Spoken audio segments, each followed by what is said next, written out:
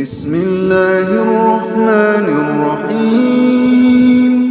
كافها يا عين صاد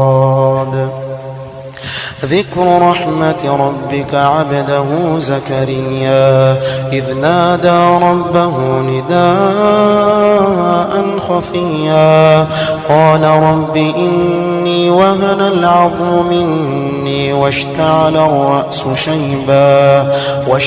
الرأس شيبا ولم أكن بدعائك رب شقيا وإني خفت الموالي من ورائي وكانت امرأتي عاقرا فهب لي من لدنك وليا يرثني ويرث من آل يعقوب واجعله رب رضيا